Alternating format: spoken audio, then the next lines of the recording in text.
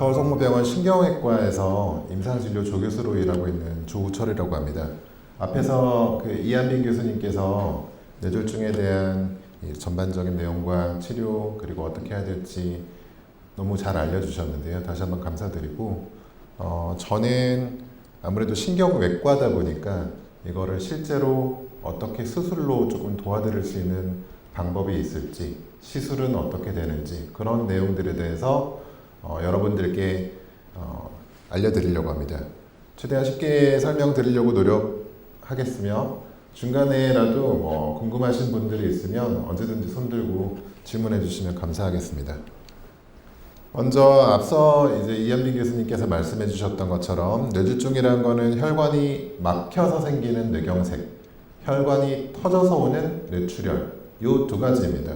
사실 제가 환자분들이나 보호자분들이랑 만나게 뵙게 되면 저는 평소 건강 관리도 되게 잘 해왔고 아니면 저희 남편은 평소 건강 관리 되게 잘 해왔고 건강검진이나 그런 거에서도 특별한 문제 없었다고 생각했는데 갑자기 그럼에도 불구하고 오늘 갑자기 쓰러져서 왔어요. 뇌졸중이었어요. 뇌출혈이었어요. 전조 증상이나 그런 것들은 없나요? 저희가 잘못한 게 있나요? 그런 질문으로 많이 오시게 되는데 실제로 저희들이 경험하는 거에서는 이제 심근경색이 오는 것처럼 갑자기 오는 거잖아요. 갑자기 오는 거라서 뇌졸중이나 뇌출혈, 그 뇌경색이나 뇌출혈 같은 경우도 평소에는 전조 증상처럼 천천히 진행하는 경우도 있지만 대개는 급작스럽게 나타나는 경우가 훨씬 더 많습니다. 그래서 그럼에도 불구하고 그만큼 건강관리를 잘 하시는 분들은 다른 분들에 비해서 위험도가 상당히 낮게 관리가 되고 있다고 생각하셔야 되고 그 와중에 오는 뇌출혈과 뇌졸중에 대해서 저희가 조금 어떤 식으로 노력하는지 보여드리도록 하겠습니다. 그래서 증상을 보면 사실 뇌가 하는 일이 우리 몸을 조절하는 컨트롤 타워이기 때문에 어느 위치에 출혈이나 경색이 왔느냐에 따라서 아예 증상 없이 모르고 넘어가는 분들도 많고요. 아니면 팔다리 움직이는 운동신경에 문제가 있어서 마비로 오시는 분들도 있고 아니면 단순하게 말이 좀 어둔하거나 말씀을 못 하시거나 언어 문제로 오시는 분들도 많습니다. 그 이외에는 갑자기 이제 특히나 오른손잡이인 경우는 좌뇌가 큰 역할을 담당하기 때문에 이제 의식이 떨어져서 오시는 분들도 있고요.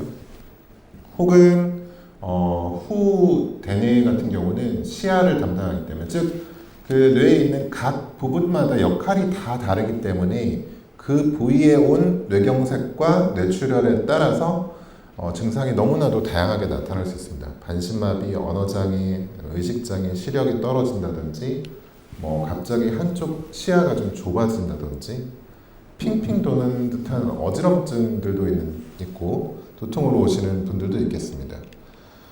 그래서 이런 증상들이 나타나면 사실 증상만 가지고 이게 내가 보통 나타나는 편두통인지 아니면 정말 위험한 뇌출혈로 인한 두통인지 구별하기가 상당히 어렵고 이게 뇌출혈인지 뇌경색인지 구별하기도 사실 쉽지가 않아서 우선 출혈보다도 경색의 경우에는 빨리 우리가 혈전을 제거해야 되는 경우가 있기 때문에 최대한 빨리 이런 증상들이 보이면 응급실로 오시는 것이 중요하겠습니다.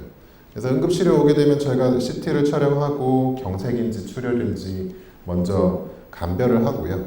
그리고 나서 이제 뇌경색이고 큰 혈관이 막혔다고 생각되고 필요한 경우에 있어서 4.5시간 이내 혈전 용해제를 투여하고 이제 24시간이 혈관 수술 치료를 통해서 그 안에 쌓여있는 혈전들을 제거하는 시술을 하게 됩니다.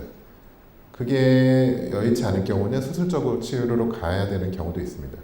뇌출혈이 왔을 때는 기본적으로 양이 많지 않고 증상이 심하지 않으면 약물 치료로 가는 경우도 있겠지만 뇌동맥류, 꽈리가 터졌다든지 그런 경우는 시술적 치료가 동반이 되는 경우도 많습니다. 그래서 시간이 중요하고 먼저 앞서 그 이한빈 교수님께서 말씀 주셨던 것처럼 이제 점점 저희 사회가 고령화가 됨에 따라서 뇌출혈의 빈도도 높아지고 뇌경색의 빈도도 높아지는데 뇌경색의 빈도가 점점 많아지고 있고 거의 뇌출혈에 비해서 3배, 4배 이를 정도로 점점 많아지고 있습니다. 그래서 뇌경색에 대한 수술적 치료를 먼저 보여드리면 회수성 스텐트를 이용한 기계적 혈전 제거술이라고 해서 그냥 그 혈전에 쌓여있는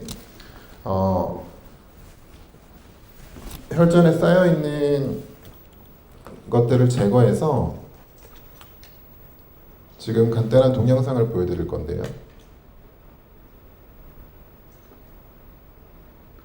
이제 저희가 2015년도에 이 스텐트를 이용해서 몸 안에 있는 혈전을 제거하는 게 도움이 된다고 알려진 이후로 저희가 많이 시행을 하고 있고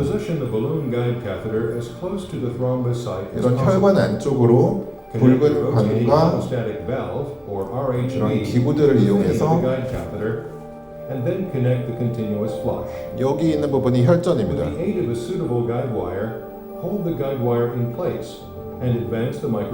그래서 이런 가느다란 관을 집어넣은 다음에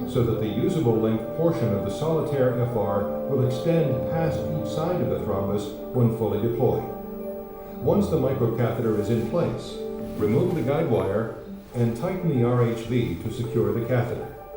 With the aid of fluoroscopic imaging, carefully advance the solitaire FR until its distal 여기서 markers 이 가느다란 관 안쪽으로 스텐트라는 거를 Deploy the 집어넣고요. solitaire FR, loosen the RHV. Then carefully withdraw the microcatheter while holding the solitaire FR in place. 이런 철망이 펼쳐지게 되면 혈전들이랑 이 스텐트라는 철망이 서로 얽히게 되면서 혈전들을 잡는 구조가 됩니다. Tighten the RHV around the microcatheter.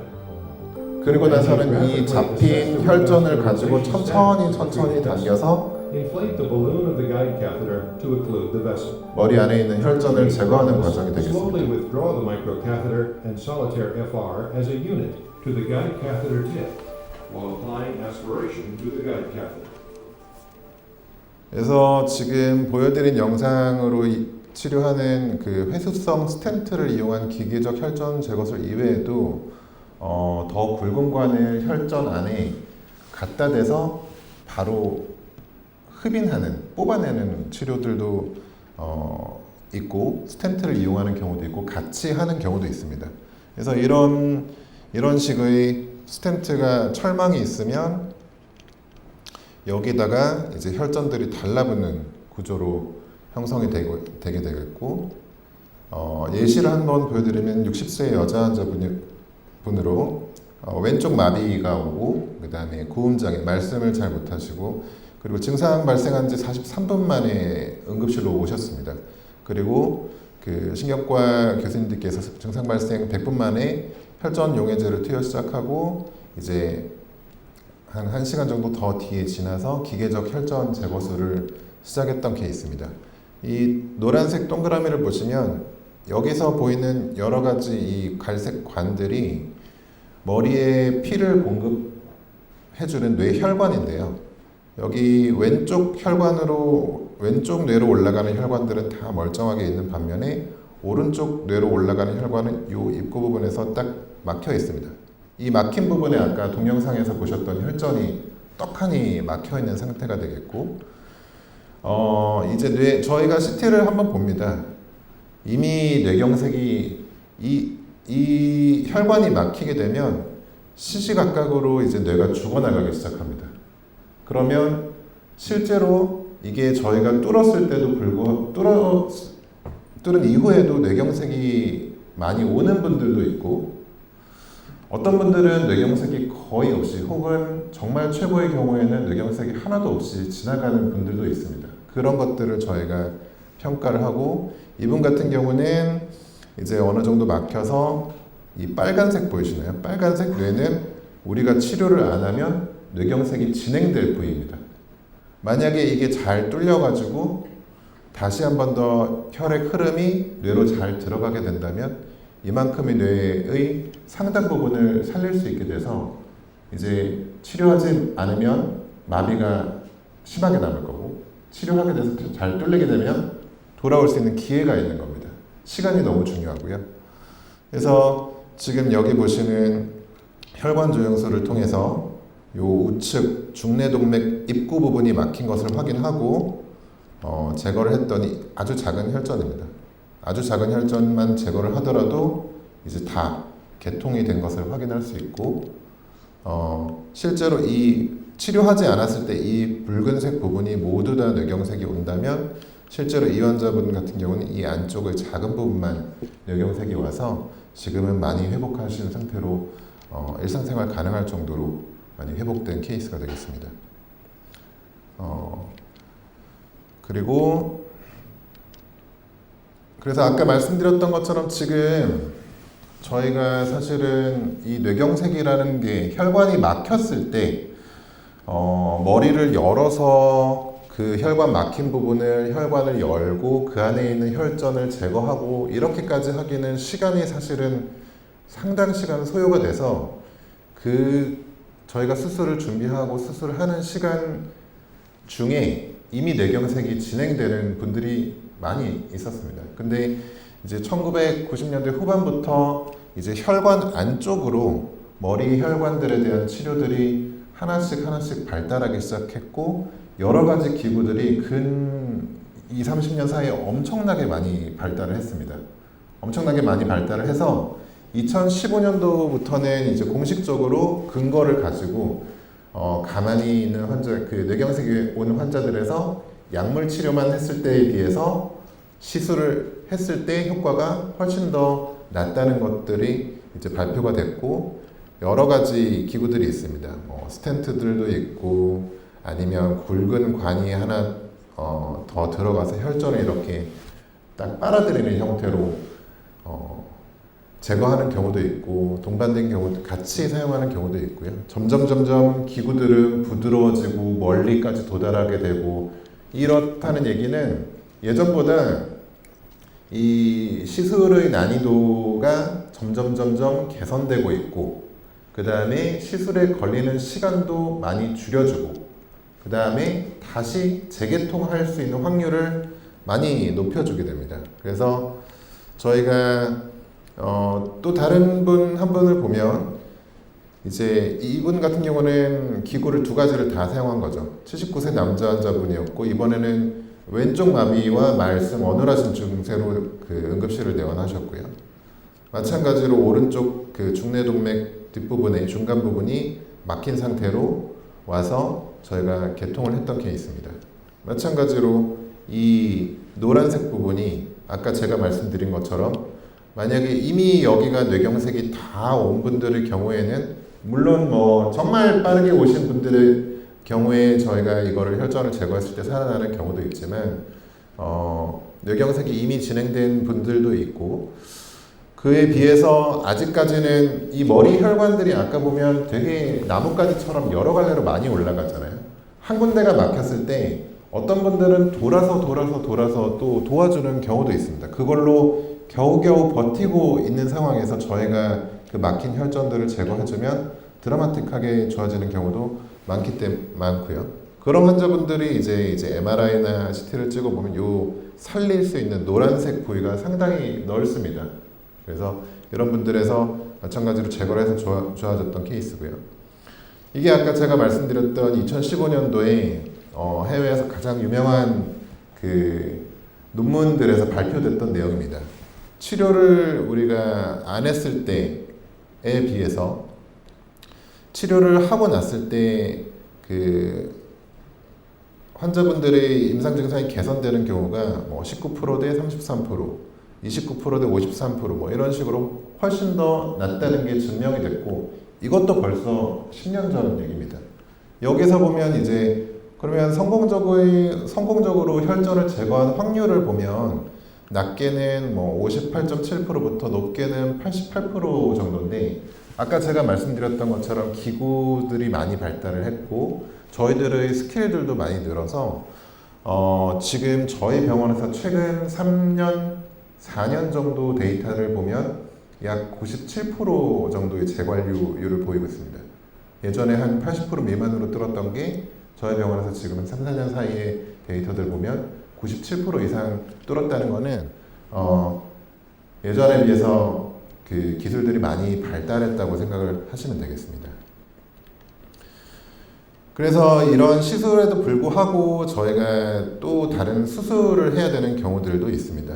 예를 들어서 이미 경색이 왔는데 혈관이 막혀서 저희가 뚫었음에도 불구하고 경색이 넓게 진행하는 분들이 있습니다. 그런 경우에는 뇌가 붓고 혹은 이제 뚫고 나서 다시 한번 피가 갑자기 들어가게 되면 뇌출혈로 바뀌는 분들도 있어서 그때는 머리뼈를 열고 뇌압을 이제 떨어뜨리는 감압술을 해줘야 됩니다. 정말 살리기 위한 환자가 사느냐 죽느냐의 문제를 해결하기 위한 수술이 되겠고요. 그 다음에 뇌혈관 우회수를 해야 되는 경우가 있습니다. 쉽게 말씀드려서 올라가는 혈관이 막혔는데 혹은 많이 좁아져 있거나 이런 경우에 계속 반복적으로 막힐 때 환자분들은 증상이 한 번에 나빠져서 오시는 분들도 있지만 점차 똑같은 증상이 나빠지는 경우도 있습니다. 어제도 똑같은 수술을 했었는데요. 그래서 그런 경우는 이제 머리 안쪽으로 들어가는 빠른 고속도로가 하나 막혔으니까 새롭게 들어갈 수 있는 길을 만들어 준다고 생각하시면 되겠습니다. 그래서 뇌혈관 우회술이라고 하고 점차 진행하는 급성뇌경색이라든지 혹은 반복적인 재발을 동반한 만성 뇌동맥 폐색에서 이런 수술을 하는 경우가 있습니다. 그리고 이따 보여드리겠지만 경동맥 스텐트 혹은 경동맥 내막 절제술이라고 해서 요즘에 되게 많이 오시고요. 목에 무슨 혈관이 많이 좁아졌다 아니면 작년에 초음파에 비해서 올해가 많이 막혔다고 들어서 너무 겁이 난다 그런 식으로 오시는 분들에 있어서 스텐트라든지 아니면 실제로 그 목 혈관 안쪽에 있는 찌꺼기들을 제거해주는 수술로 해결해주는 경우가 있겠습니다. 그래서 감압술을 했던 케이스를 보면 이제 65세 남자분이고 마지막으로 정상 생활한 지 12시간 이상 지나서 응급실을 오신 분입니다. 이제 왼쪽 혈관이 밑에서부터 다 한쪽으로 다 막힌 것들을 확인했고 운해보다는 보통 우리 오른손잡이가 많기 때문에 왼쪽 혈관이 막히면 의식이 없어서 오는 분들이 진짜 많습니다. 그래서 근데 이제 전날 주무시기 전까지는 괜찮았는데 아침에 일어났더니 오늘 왜 이렇게 오래 주무시지? 하고 깨우면 의식이 없어서 오시는 분들이 많습니다. 그래서 이게 언제 일어났는지 알 길이 없는 경우가 많고 더군다나 이제 혼자 사시는 분들의 경우는 그 시간들이 훨씬 더 길어지겠죠. 그러면 만약에 그 시간적인 기간이 아까 이한빈 교수님께서 말씀 주셨던 것처럼 상당히 짧은 시간 이내에 발견이 돼서 응급실에 빨리 오는 경우는 저희가 시술하고 나서 살릴 뇌가 많지만 아까 말씀드렸던 것처럼 혈전이라는 게 혈관을 막아버리면 그때부터 뇌세포는 계속 죽어나가기 때문에 이 환자분은 아까 제가 노란색이 살릴 수 있는 뇌라고 치면 이미 빨간색 부분은 다 뇌경색으로 진행한 케이스입니다. 그래서 이미 뇌경색이 넓게 왔던 케이스고 여기 보면 좌뇌가 이미 다 까맣게 죽었습니다. 뇌경색으로. 이렇게 진행되고 나면 결국에는 뇌가 붓기 시작하고 이 뇌가 붓기 시작하면 반대쪽으로 뇌가 이렇게 한쪽으로 쭉 밀리면서 결국에는 치료하지 않으면 돌아가시는 경우로 가기 때문에 저희가 뇌압 조절 목적으로 이런 식으로 머리뼈를 열고 뇌가 숨을 쉴 수 있는 붓기가 빠질 때까지 시간을 벌어주는 수술이 되겠습니다. 그래서 시간이 지나서 이런 식으로 붓기가 빠지고 다시 한 번 더 줄어들게 되면 이 외관상 그리고 여러 가지 그 이유로 머리뼈 성형술을 했던 케이스가 되겠습니다. 뇌혈관 우회술 케이스를 보여드리면 무관심마비로 약물 치료를 했던 케이스고 1년 후에도 계속 이제 말씀이 어눌하게 반복돼서 실어증이랑 우관심마비로 진행했던 케이스고요. 이분 보시면 예전에는 이 하얀색 부분이 뇌경색이 온 부분이거든요. 근데 밑에서 올라오는 혈관이 좁아서 혹은 뭐 여러 가지 요인으로 반복적으로 이제 뇌경색이 하나씩 더 늘어나게 됩니다. 그러면 주로 느끼는 증상들은 말이 어눌해지거나 한쪽으로 마비가 오거나 그런 식으로 진행돼서 오시는 분들이고 실제로 왼쪽 혈관이 막혔지만 이 환자분 같은 경우는 위에서 넘어오는 혈관, 뒤에서 넘어오는 혈관 흐름으로 어떻게든 겨우겨우 버티다가 계속적으로 반복해서 증상이 나타나는 경우이기 때문에 이런 식으로 뇌혈관 문합술이라는 걸 해줍니다. 여기 보면 이 안쪽에 있는 요게 뇌혈관 중뇌동맥 가지가 되겠고 약 두께가 한 1mm 정도 된다고 생각하시면 되겠습니다. 그래서 이 바깥쪽에 머리 안쪽으로 들어가는 혈관 말고 머리 바깥쪽에 있는 혈관을 저희가 이쁘게 준비를 하고 새롭게 길을 만들어 준다고 생각하시면 되겠습니다. 그래서 그 혈관 문합술이라는 과정을 통해서 그 한 땀 한 땀 정교한 그냥 바느질입니다. 정교한 바느질 수술을 통해서 원래 들어가지 못했던 피 흐름을 저희가 아까 제가 고속도로라고 말씀드렸는데 고속도로가 막혔으니 돌아갈 수 있는 그 국도를 하나 새로 만들어 주신다고 생각하면 되겠습니다. 그래서 여기 보시면 왼쪽에서 들어가는 혈류가 개선이 돼서 환자분은 증상이 개선된 상태로 지금은 잘 지내고 계시는 케이스입니다. 경동맥 협착은 요즘에 점점 많아지는 것 같고요. 외래에서 정말 꽤 많이 예전보다도 더 많이 오시는 것 같습니다. 주로 오시는 경우가 증상이 있어서 오시는 분들도 있지만 외부에서 건강검진 목적으로 경동맥 초음파를 했더니 이제 많이 좁아졌다.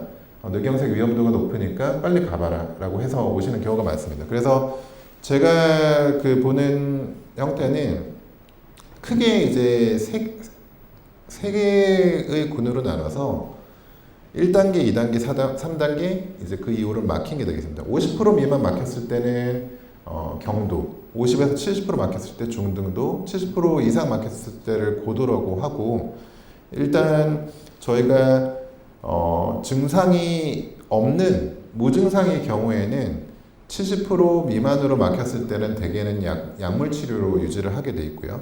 그리고 증상이 있는 중등도 이상이거나 증상이 없는 고도의 경동맥 협착인 경우에는 앞으로 가만히 우리가 약물 치료를 했을 때 뇌경색 발생할 확률이 높아서 시술과 수술을 진행하게 됩니다. 그래서 이제 스텐트를 했던 케이스들을 보여드리면 70세 남자 환자분이고 실어증을 주소로 내어놨습니다. 이 왼쪽 뇌의 말을 하는 뇌가 다쳐서 오신 분이고 뇌 혈류도 떨어져 있는 상태에서 이제 혈관 조영술이라는 혈관 검사를 해봤더니 밑에서 이 까만 것들이 피가 통하는 혈관인데 경동맥이 엄청나게 좁아져 있습니다.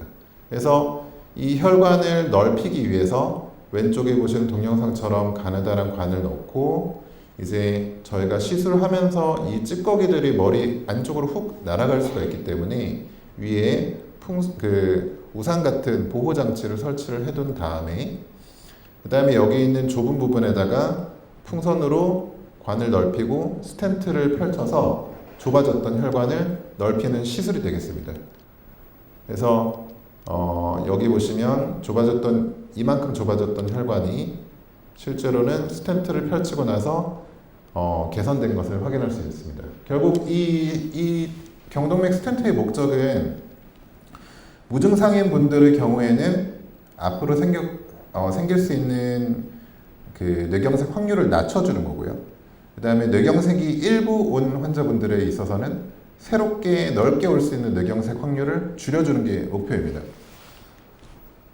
그리고 이제 내막절제술을 했던 케이스를 보여드리면 이분 같은 경우는 왼쪽 눈이 갑자기 좀 깜깜해졌다가 다시 보이고 이런 식으로 오셨던 분입니다. 그래서 검사를 했더니 왼쪽 경동맥이 많이 좁아졌다고 얘기를 들었습니다. 여기 보시면 생각보다 아까 전 환자분에 비해서 많이 좁지는 않은데 뭔가 이렇게 좀 돌처럼 이렇게 껴있는 음영이 좋지 않은 부분이 있는데 이 부분을 실제로 들어가서 열어보면요. 이 부분이 지금 이렇게 하얗게 된 부분 보이시나요? 하얗게 된 부분이 실제로 혈관을 열어보면 거의 돌처럼 딱딱하거나 엄청나게 지저분한 그 찌꺼기들이 쌓여있는 경우가 많습니다. 그래서 이분 같은 경우는 스텐트가 오히려 더 안 좋다고 판단해서 목을 열고 안쪽에 있는 혈관을 찾아서 수술을 했던 케이스가 이런 찌꺼기들이 거의 막을 정도로 들어있습니다. 제거하고 나면 요런 아주 지저분한 형태의 그 동맥경화반이 경동맥 협착을 유발했던 것을 볼 수가 있고 제거한 이후에는 재개통돼서 별다른 문제 없이 잘 지내고 계신 케이스가 되겠습니다. 그래서 어떠한 케이스에 있어서 뭐 내막줄 제수를 하느냐, 제거를 하느냐, 수술을 하고 어떠한 경우에 있어서 시술을 하느냐, 거기에 대해서는 뭐 환자분들마다도 다르고 환자분의 상태와 그 다음에 동맥 경화만의 상태에 따라서 저희들이 결정을 하기 때문에 이러한 여러 가지 수술적인 수술로 인해서 경동맥 협착에 대한 치료를 하고 있구나라고 알고 계시면 되겠고요. 이 수술 전에 이만큼 많이 좁아졌던 혈관이 수술 이후에는 이제 반대편이랑 마찬가지로 넓어진 것을 확인할 수 있겠습니다. 그 다음은 이제 뇌출혈의 수술적 치료인데요. 아주 작게 온 케이스입니다. 39세 남자 환자분이고 오른쪽 그 감각이 떨어져서 오신 분이고 왼쪽의 이 기저귀의 핵이란 부분에 아주 소량의 뇌출혈로 왔습니다. 흔히 고혈압성 뇌출혈로 오는 분들이고 이런 경우에는 더 늘어나게 되는 경우는 이 안쪽에 있는 운동신경 다발이 지나가는 영역을 뇌출혈이 누르게 되면 그때는 마비까지 진행이 되게 되었습니다. 그래서 그 출혈량이 더 많을 경우에는 저희들이 이제 수술적으로 조금 제거를 해줘야 되는 경우가 있는데 우반신 마비로 오신 분이고 아까보다는 훨씬 더 이 하얀색이 뇌출혈이고요. 훨씬 더 이제 출혈량이 더 많습니다.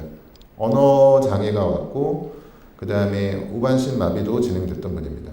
그래서 이런 식으로 저희가 어떤 길을 따라서 관을 삽입하고 제거를 해야 될지 프로그램들이 이제 나열이 되어 있고요. 약간 내비게이션 시스템 같은 거라고 보시면 되겠습니다. 그래서 이 과정들을 통해서 우리가 관을 하나 잘 집어넣어서 어떻게 제거를 하면 좋을지 나타내는 프로그램들을 이용해서 효과적으로 출혈들을 제거를 해주게 되면 어느 정도 절반 이상만 줄여주더라도 환자분의 회복에 훨씬 더 빠른 기대를 할 수 있고 사실 이 뇌내 출혈에 대한 수술적인 치료는 예전까지는 출혈량이 너무 많아서 이 수술을 안 하면 환자분이 돌아가시겠다. 그 경우에만 살리기 위한 목적으로 하는 경우가 많았는데 수술적인 기법들도 되게 많이 발달을 하면서 이 출혈을 제거하는 게 기능적인 개선에도 도움이 된다는 연구들이 최근에 많이 발표들이 되고 있어서 점점 앞으로 그러면 이 뇌출혈을 어느 부분으로 들어가야 환자분의 마비가 덜 남을까? 어떤 식으로 들어가야 환자분의 회복 기간이 조금 더 짧을까? 그런 것들에 대한 연구들이 최근에 활발하게 진행되고 있기 때문에 이 뇌내 출혈에 대한 치료 방침은 조금씩 개선이 될 것으로 생각이 되고 있습니다. 그리고 제가 또 많이 보는 형태의 출혈이 지주막하 출혈입니다.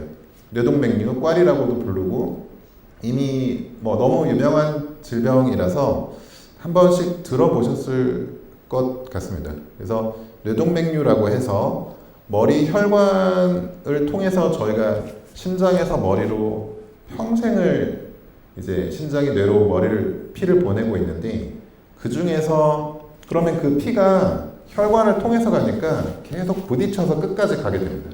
그러면 그 중에 혈관 중에 약한 부분이 풍선처럼 불룩하게 부풀어 오르게 되고 그 풍선이 부풀어 오르다가 보면 꽝 하고 터져가지고 오는 게 지주막하 출혈이 되겠습니다.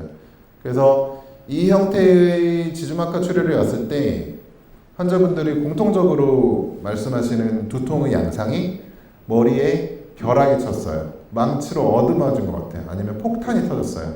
내 인생 살면서 이런 두통이 처음이야. 이런과 동시에 이제 출혈이 생겼으니까 뇌압이 올라가면서 울렁거리기 시작하고 구토해서 같이 오시는 경우가 많습니다. 심각한 경우는 의식이 떨어지고 그 자리에서 즉사하시는 분들도 많습니다. 그래서 그런 머릿속에 터진 듯한 두통이라고 얘기를 했을 때는 지체하지 말고 응급실로 오셔야 됩니다. 그래서 이런 꽈리들이 터져서 오는 경우고 확률상으로 보면 요즘에 100명 중에 5명 꼴인 것 같습니다. 발견되는 확률은 너무 많고 그 중에도 실제로 터져서 오시는 분들은 한 1% 정도라고 생각하시면 되겠습니다. 그래서 이 터지지 않은 꽈리도 지금 건강검진으로 인해서 MRA 검사나 아니면 CT, 혈관 조영술을 했을 때 우연히 발견되는 경우가 많은데 뇌 그 동맥류는 사실 인터넷만 찾아보면 무서운 얘기가 너무 많거든요. 돌아가시고 터지면 안 좋다, 뭐 후유증이 있다, 치료를 하더라도 치료 후유증이 있는 분들도 있고 문제가 되는 경우가 많아서 이러지도 못하고 저러지도 못하고 오시는 분들이 많고요. 그 다음에 뇌동맥류 같은 경우는 머리 혈관의 어느 위치에 있느냐에 따라서 파열 위험도랑 그런 것들이 너무너무 달라서요. 어떤 환자분들은 뭐 5mm, 6mm가 돼도 그냥 안심하고 이거는 없는 거라고 생각하고 사셔도 됩니다라고 말씀드리는 꽈리가 있는 반면에 어떤 꽈리들은 정말 한 2mm만 됐는데도 위험해 보이는 꽈리들도 있어요. 실제로 머리를 열고 들어가면 정말 새빨갛게 터지기 직전인 꽈리들도 있습니다. 그래서 동맥류가 있을 때는 일단은 그 어느 위치에 어느 모양으로 어떤 크기를 갖고 있는지 판단하는 것들이 앞으로의 파열 확률에 너무 지대한 영향을 미치기 때문에 그 전문의에게 가셔가지고 정확하게 판단을 받으시는 게 가장 중요하다고 생각하시면 되겠습니다. 그래서 57세 환자분이고 갑자기 머리에 터질 듯한 두통으로 이제 응급실로 오셨습니다. 요 뇌랑 뇌 사이에 지나가는 혈관이 지나다는 길에 뇌출혈이 왔던 케이스고, 여기 보시면 이 제가 지금 가리키는 부분에 볼록하게 튀어나온 형태의 그 동맥류가 확인됐던 분이고요. 이제 수술을 하고 열고 들어가 보면 이런 식으로 뇌 안에 피가 가득 차 있습니다. 새빨갛게 가득 차 있고, 끝까지 들어가 보면 이 끝에 터진 꽈리가 발견이 돼서 우리가 집게, 클립이라고 하죠.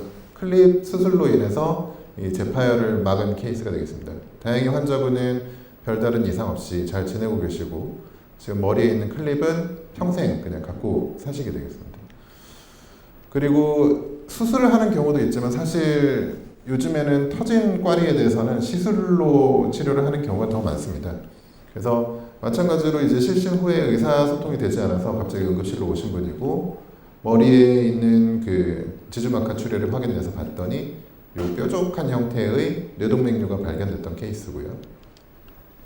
이런 식으로 아까 제가 혈관을 통해서 관을 넣고 시술하는 장면들을 보여드렸는데, 그 전의 동영상들은 안에 막힌 혈전을 제거하는 과정이라면 이 환자 같은 경우는 이 터진 꽈리의 내부에다가 안쪽에다가 채워 넣는 것이 되겠습니다. 이런 식으로 그냥 가느다란 철사라고 생각하시면 되겠고요. 이 철사를 안쪽에 집어넣고 이제 그 터졌던 꽈리들을 다 잘 채워 넣게 되면 재파열 확률이 낮아지게 되겠습니다. 그럼에도 불구하고 이 뇌출혈이 오고 저희가 치료를 했음에도 불구하고 이미 전체적으로 뇌가 많이 다쳐서 뇌압이 높아서 회복을 잘 못하시는 분들도 있어서 수술적인 치료까지 했지만 돌아가시는 분들도 상당수 있습니다.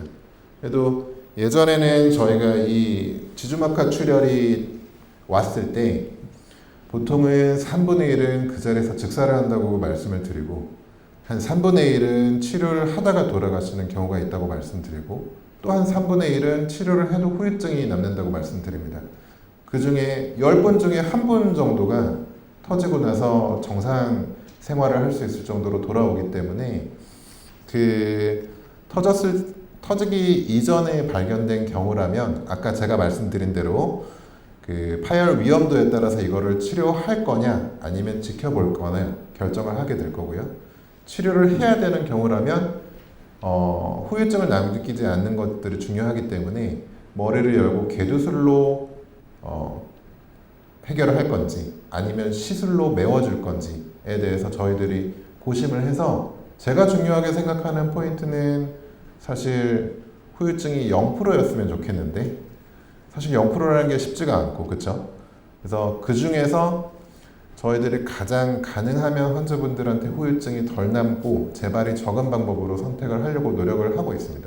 그리고 이제 최근 데이터들을 보면 작년 국내에서 나왔던 데이터들을 보면 아까 제가 말씀드렸던 10분 중에 1분만이 정상으로 돌아온다고 말씀을 드렸는데, 최근 데이터는 국내에서의 데이터는 약 15에서 20%가 그래도 정상으로 돌아와서 잘 생활을 하고 계십니다. 거의 1.5배에서 2배에 가까운 수치가 됐기 때문에 예전보다도 사망률도 조금은 줄어들었고, 그 다음에 회복하시는 비율도 많이 늘어나서 꽈리가 있을 때 상담을 받고 이것들에 대해서 장기적으로 어떻게 치료할지 계획을 세우시는 게 상당히 중요하게 되겠습니다. 그리고 딱 하나 중요한 거는 그 머리의 주변에서 그냥 지끈거리고 뭐 콕콕 쑤시면서 돌아다니는 두통이 있어요. 이런 형태의 두통 말고 머리가 꽝 하고 터진 듯한 두통, 아니면 머리에 번개가 치고 뭐 폭탄이 터졌다는 두통을 본인이 경험을 하시거나 주위에서 그런 증상을 호소하시는 분이 있으면 지체하지 않고 응급실로 보내주십시오.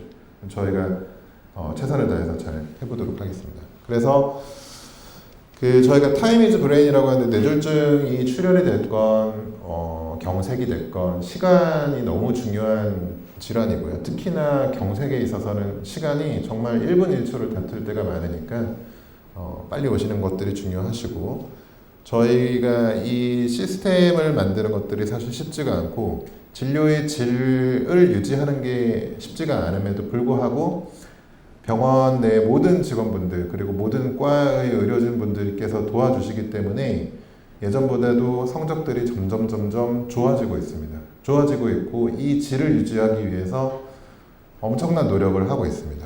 그래서 아까 말씀드렸던 퍼센트로도 말씀드렸지만 저희들이 할 수 있는 것들은 앞으로 예방할 수 있는 것들에 대해서는 예방할 수 있는 치료를 통해서 저희들이 도와드릴 수 있는 방법이 많고, 그 중에서도 후유증이 없는 방식으로 치료를 도와드리려고 노력을 하고 있고, 그럼에도 불구하고 이런 뇌출혈이라든지 경색이 온 분들에 대해서는 어떻게 하면 이거를 좀 효율적으로 줄일 수 있을지, 후유증을 어떻게 하면 감소할 수 있을지 시시각각 노력을 하고 있습니다. 그리고 이후의 재활 과정이라든지 식사 과정이라든지 도와드릴 수 있는 팀들이 다 구성되어 있으니까 그런 부분들에 대해서 여러분들도 같이 동참해 주시고 노력해 주시면 저희도 이런 힘든 병에 대해서 조금 더 극복할 수 있는 계기가 될 것이라고 생각합니다. 네, 제 발표는 이상이고요. 이제 다음은 뇌졸중 궁금증 해결이라는 주제에 대해서 신경과 이민환 교수님께서 발표를 해주시도록 하겠습니다. 감사합니다.